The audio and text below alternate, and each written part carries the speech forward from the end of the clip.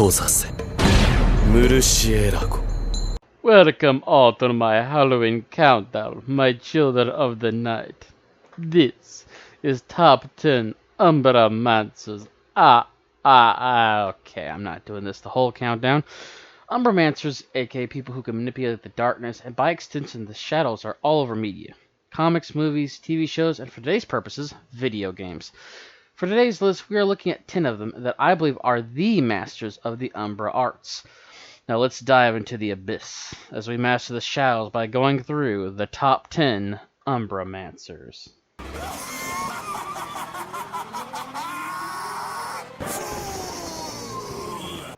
Imagine this. You're part of a clan that gets killed off. You are resurrected as a shadow spirit to help them kill a bunch of light-wielding jerks who want to kill another person's clan. Well, that's Aragami in a nutshell. You play as Aragami, a shadow that is tasked to stop these light-wielding butch jerks from completing their mission. But how do you stop them? By using the shadows themselves and assassinating them one by one. Armed to the teeth with shadow clones, teleporting between shadows, blinding them with said shadows, and using shadow versions of ninja tools, you are definitely equipped for the task. The problem? Anything with light is your enemy. You have a fixed amount of shadow energy that can only recharge in the shadows themselves. Moonlight and lanterns hinder this ability and even drain it from you. Oh, and the guys using light swords, they one-shot you. So yeah, as cool as Aragami is with his craft, its hindrances keep it at the bottom of the list.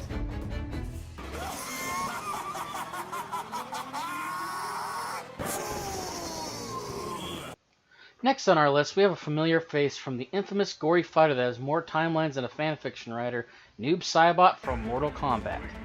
Story-wise, he is known as Bihan, the original Sub-Zero, until he ended up dying at the hands of Scorpion. Thanks to Quan Chi, he was resurrected, becoming a little shadow of his former self, and joined the forces of Shang Tsung and Shao Kahn. As the timelines have come and gone, his character honestly hasn't changed much, minus how he becomes Noob Saibot or how he dies as such. I will admit I'm fine with Mortal Kombat 11's design and moveset. It's probably why he's one of my most played characters. Now going over his story would be great, but let's look at how he's an Umbramancer. His ability to create little shadow clones is already impressive, but how he uses it really helps him out in fights. He can also create portals that can be used to teleport himself or his opponent for some pretty damn good damage. Bringing all these together, he brings out the brutal nature the franchise is known for. His X-rays, fatal blows, brutalities, and especially his fatalities are so gory that we can't show them on YouTube because, good lord, they are brutal. But of course, we can't talk about Noob Saibot without talking about Mortal Kombat 1, which admittedly, the playstyle of the game is quite nice, but I'm not a fan of how he was handled in the game. I'm not going to spoil what happens, but yeah, this is why we need more than one writer for these games. It's sad to put someone like him this low on the list, even though he has his own playstyle of shadow portals and shadow clones so well. But compared to everyone else in the list, he's unfortunately below them in terms of what he can do. Don't get me wrong, he's good at what he does, but compared to the others, he's a small fish in a bigger pond.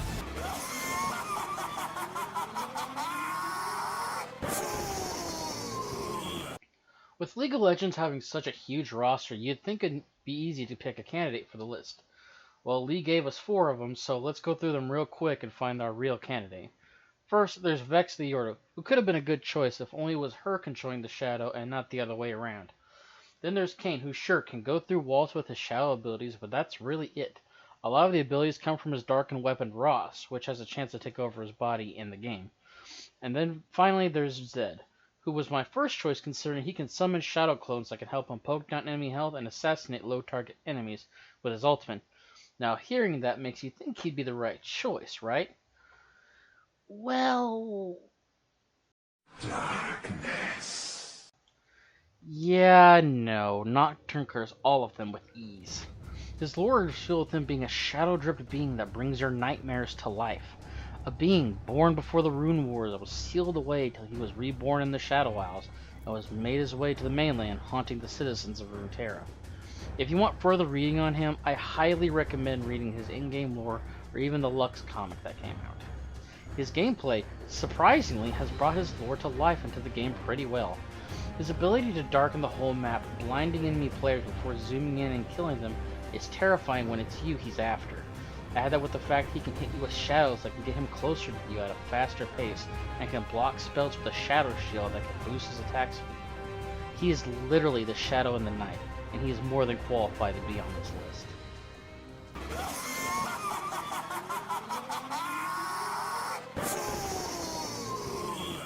Originally Zant was going to be on here, but after doing some digging, you find out that a lot of his powers come from Ganondorf, which is unfortunate because Zant is such a character. I love his little freakouts.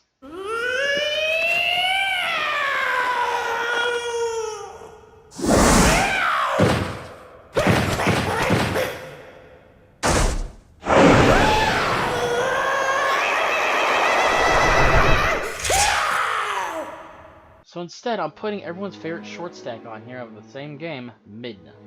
At first, it doesn't seem like she can do much, but surprisingly, she hides a lot of secrets under that helmet of hers. First, she can hide in the shadows, churn her hair into a fist to help Link in combat, and when her helmet is fully together, she's powerful enough to stop a charging Ganon from attacking Link. One thing that puts her a little lower than the others is that we don't know her full power. All we can go by is a single tear that can destroy the Mirror of Twilight, which is a huge feat, don't get me wrong, but that's all we can go by. Hopefully we can get more into the future game or a lore book so we can truly see how powerful the Goddess of Twilight truly is. Oh wait, we do! And wouldn't you know it, she's even more of a badass Umbramancers when not cursed. Seems Zant had a damn good reason to make her fun-sized. With her own portable Twilight Mirror, she can conjure up giant hands, multiple Shadow Wolves, and even a gigantic laser cannon. She's already someone not to make an enemy of in her imp form, but in her true form, being her enemy is downright suicidal. Between Shadow Portals and literally throwing hands, Midna easily secures this spot.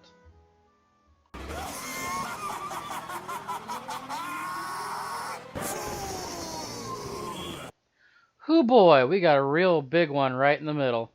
Let me take you to a little place called Rogueport. All in all, it's a really crappy place to live.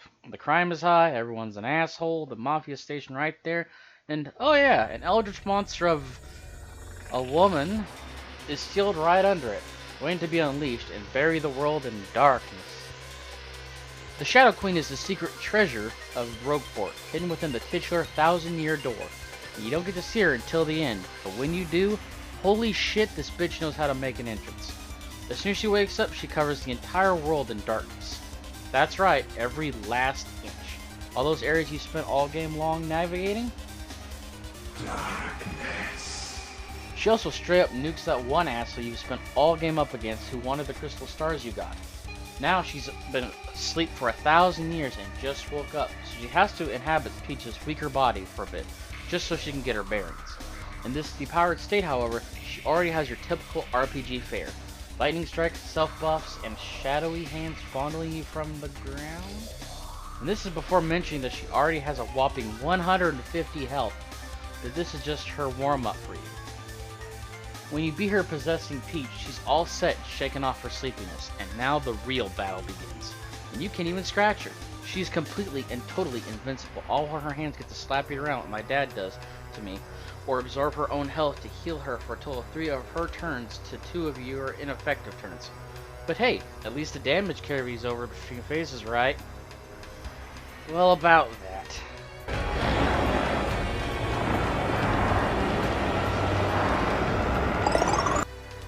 Okay then, this is gonna suck.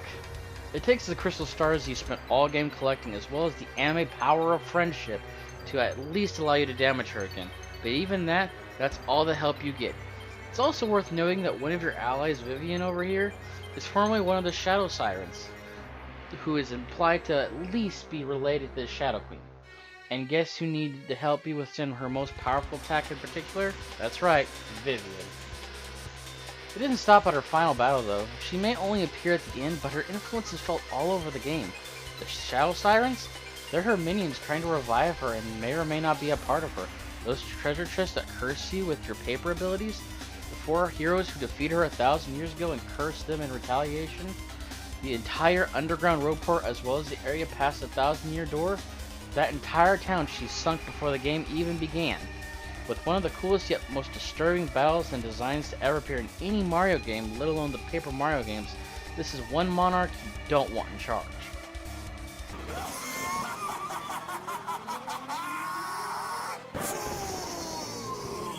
So just to get this off my chest, WoW and how they handle their abilities is kind of hard for me to understand, especially since I've been on and off playing the game, so I'm a tad behind in certain areas of it. But what I do know is the magic within WoW works in parallels. Arcane with Fel, Life with Death, and Light, for the purpose of this countdown, Shadow or Void magic. Shadow abilities are able to impart feelings of despair, doubt, and panic. Shadow magic can be used to damage, drain, curse, corrupt, silence, fear, and weaponize the enemy's minds, notably by harnessing the shadows into bolts of energy or through the shadow words. It can be used to become invincible, protect oneself, empower weapons, remove diseases, teleport behind someone, and to weaken and see through a target's eyes. It can also deliver great amounts of immediate damage or racking pains that punish foes for over longer periods of time. Through the shadows, healing can be sacrificed to deal damage, and damage can be converted into healing. The Void can also be used to resurrect the dead, or in the case of necromancy, which is the case of the main antagonist of the newest expansion, Xal'atath, the Xal'atath? Screw it, we're gonna call her Foot Mommy. Ben and Jake! My heroes! Yeah, no big deal. Sheesh! I missed you. I missed you too. Whoa, you taste different, baby. For a main lead, Foot Mama already has a great amount of success and power under her belt. She can teleport and travel between locations by void walking or using void magic and shadows. She can shift into others for deception purposes, destroy Dowler instead of Kirin Tor using void or shadow magic. She can also use Eldritch or Void magic to communicate and manipulate people telepathically. She also uses her Void abilities to warp and transform the Spider People into the Ascended, which physically transforms them and gives them Void and Shadow abilities, as seen by the Ascended bosses in the Nuremberg Palace. Even with how much she can do and has done to the world around her, we still do not know how much power she actually has due to the current expansion not being done yet, and see what's going to happen in the Midnight, the next expansion, due to her involvement. Even so, I'm confident in her placing as the halfway mark of this list. Alright guys, hammer all these safety signs around this dungeon hole. I've got to jet off on my swan to take care of some royal junk. You got it, princess. Whatever you want, mama.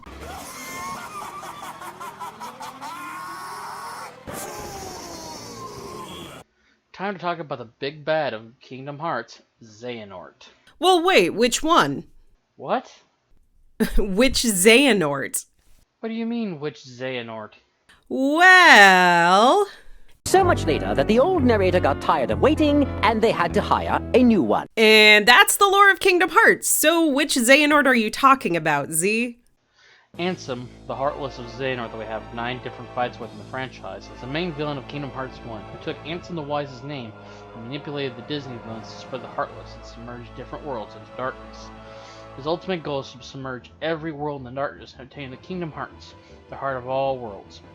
In later games, he acts as the embodiment of Riku's inner darkness. Since Ansem possessed the teenage Riku in Kingdom Hearts 1, brought back in DDD by the original Xehanort after his defeat at our hands, and finally killed for good in Kingdom Hearts 3. Ansem has a whole slew of abilities, opening corridors of darkness to submerge individuals at will, can fire a series of energy discs and blasts of darkness, can create a shield of darkness and cloaking himself in an aura of darkness capable of protecting himself from any attack, able to unleash large attacks of dark tentacles in a burst of energy, and much more. His most notable ability is having a dark avatar that he can use to possess people and even fuse with to become a large Heartless called the World of Chaos, which can summon many different types of Heartless and requires the destruction of different cores to defeat. Ansem climbs as high as he does with his sheer power and will alone, but just barely missed the top 3 spot due to the ones after him being overshadowing him with their own might.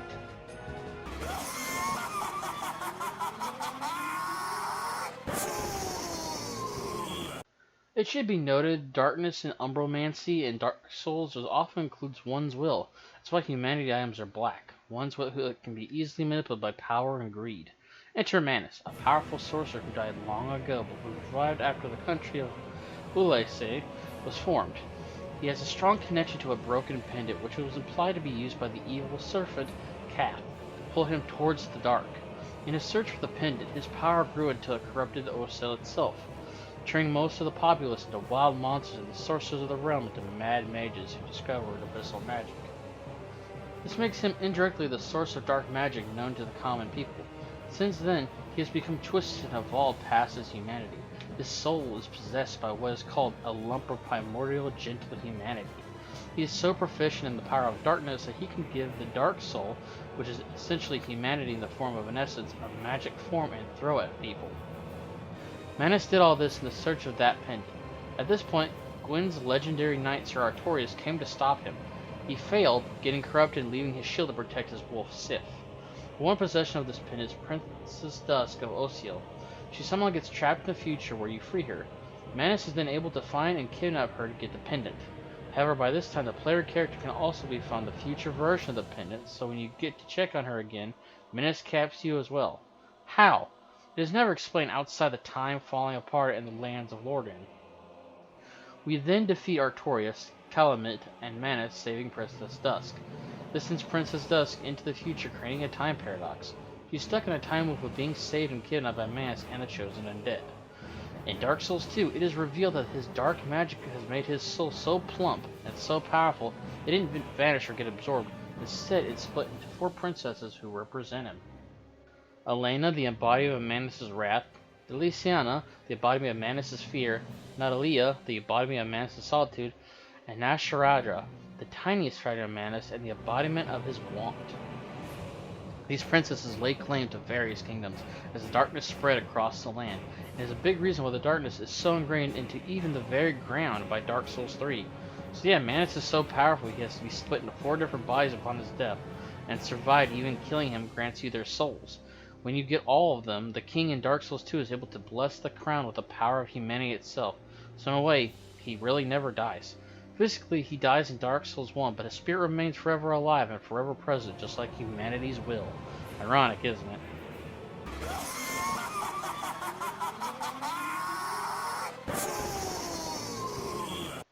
Fun fact, did you know that Dark type isn't called Dark type in Japan? It's actually called the Evil type, which explains why a lot of the moves the Pokemon associated with it are seen as evil or messengers of evil. So for the list, I decided to go with the Ghost type, and with their apex Ascend type, Giratina. Giratina has a lot of more power compared to his fellow Ghost type cousins, partially due to his Dragon typing and huge stat numbers.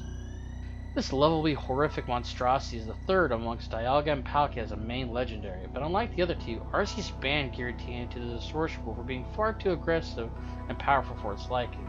That's right, you're looking at Pokemon Satan here. Speaking of the Distortion World, it's a creepy, shadowy place where platforms appear and disappear, waterfalls upward, and is overall just one massive mindfuck around this place called home. With its signature move Shadow Force, it can deal a lot of damage to an enemy not prepared for it, and many who are. Its main significance in Pokemon Platinum at the top of the mountain is to interfere with Cyrus's plan, and Legends Arceus with its back-to-back battle with Volo further boosts its place as a terrifying monster of the shadows in its own realm of distortion.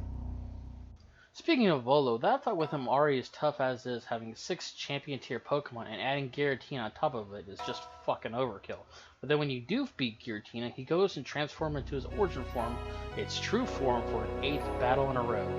Badass design, incredible powerful shadow moves, epic final boss battle, mindfuck of a home dimension, Giratina's got it all, and could easily be on the top of his list for many others. But as awesome as the shadowy snake is, in my heart, only one can ever take the number 1 spot.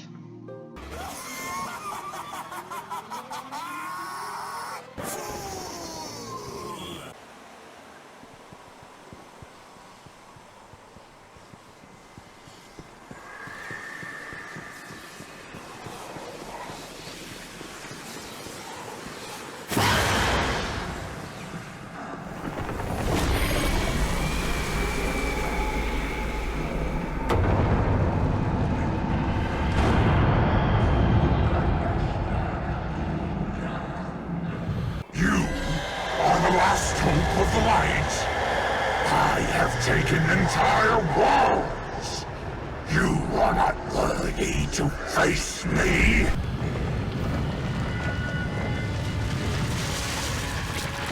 At last, I will have vengeance.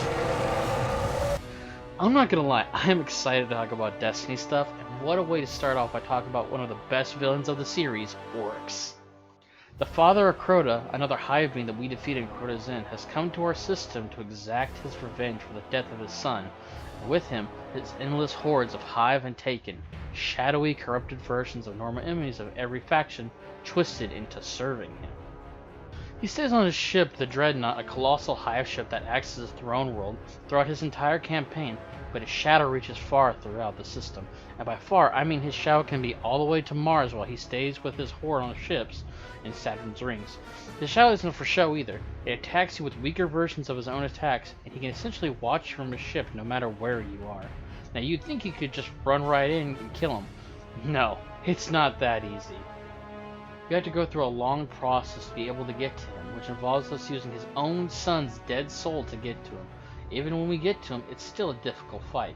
He teleports around you while attacking you, senses taken after you, and even drains you of the light from you, which if you don't stun him in time, it'll do a lot of damage.